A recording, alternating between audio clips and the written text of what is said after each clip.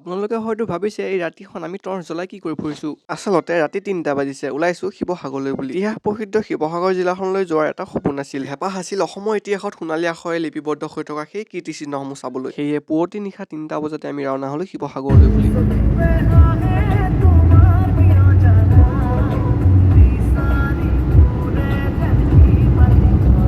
আৰু পোহৰেও ঠিকনা পোৱাৰ পাছতেই আমি ধেমাজি এডোখৰ ঠাইত পুৱা ৰিমৰিমীয়া বতাহৰ সুবাস ল'লো। কিছু সময় জিৰণিৰ পাছতেই আকৌ ৰাওনা হ'লো গন্তব্যৰ অভিমুখে।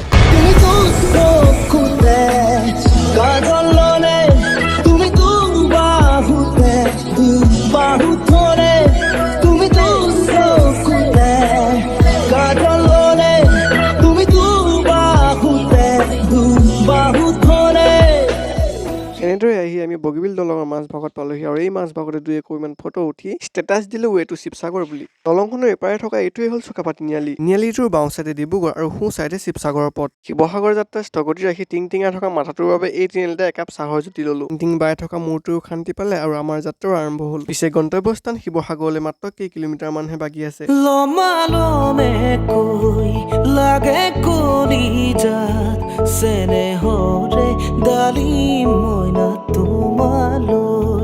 অৱশেষত গন্তব্যস্থান পালোহি। এখন মুখত স্বৰ্গদেউ শিৱসিংহই নিৰ্মাণ কৰা শিৱদৌল আৰু সমীপত বৰপুখুৰী। নিচেই কাষৰ পৰা শিৱদৌলটো দেখি যথেষ্ট আৱেগিক হৈ পৰিছিলো। বহুত ভাল লাগিছে। আহিছো, মজা লাগিছে। এতিয়া চাম আপোনালোকক দেখুৱাম কি কি আছে বস্তু কি কি আছে আপোনালোকক দেখুৱাম।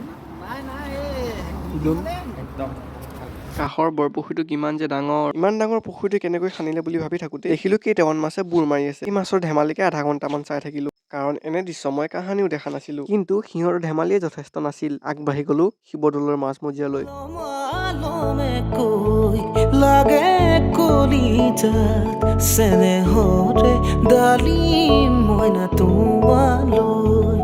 নীলাজি সময়ৰে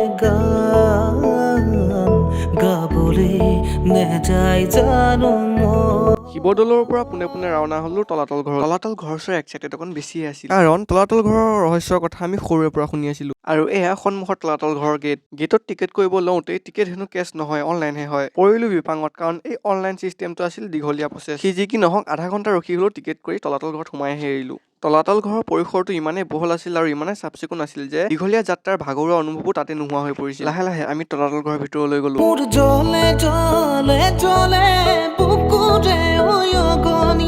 দূৰে দূৰে দূৰে থাকিব যে নোৱাৰি, হিয়ালৈ নিয়া মোক ধৰি ধৰি দুলে ঐতিহাসিক প্ৰসিদ্ধ জিলা আৰু এই তলাতল ঘৰ ৰংঘৰসমূহৰ বিষয়ে শুনি আছিলোঁ।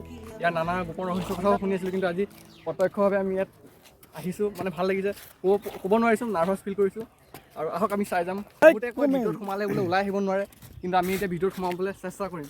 এই তলাতল ঘৰৰ প্ৰথমটো আচৰিত কথা হৈছে যে তলাতল ঘৰটোৰ নিৰ্মাণ শৈলীত কোনো ধৰণৰ পোষ্ট বা খুঁটা ব্যৱহাৰ কৰা নাছিল, আৰু লগতে ইয়াত কোনো ধৰণৰ ৰড ব্যৱহাৰ কৰা নাছিল। সঁচাকৈ আচৰিত নহয়নে? যিকেইটা বস্তুৰ অবিহনে এটা ঘৰ মজবুত নহয়, সেইকেইটা বস্তুৰ অবিহনে আজিৰ পৰা 350-400 বছৰ আগতেই স্বৰ্গদেউসকলে এনে মজবুত ঘৰ বনাই থৈ গৈছিল। কৰ্মব্যস্ততাৰ পৰা সময় উলিয়াই এপাক আহিবচোন, অনুভৱ কৰিব স্বৰ্গদেউসকলৰ চিন্তা ভাৱনা কিমান উচ্চ আছিল।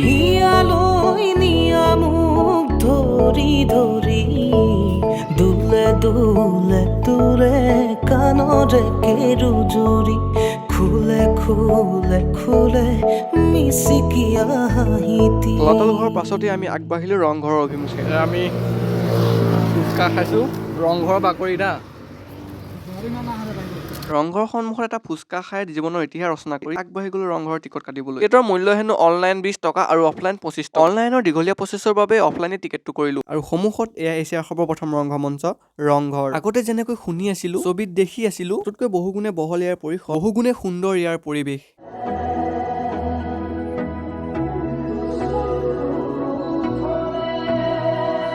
দুখোজকৈয়ে ৰংঘৰৰ ওপৰ পালোহি। ওপৰৰ পৰাই ৰজাৰ দৰে সামগ্ৰিক পৰিৱেশটো উপভোগ কৰিলো। আৰু বহুকেইটা আহোম সাম্ৰাজ্যৰ সম্পদ চাবলৈ আছিল যদিও সময়ৰ নাটনিত চোৱা নহল। ঘৰ দৰ্শনৰ পাছতে আমাৰ যাত্ৰাৰ সফল সমাপ্তি ঘটিল।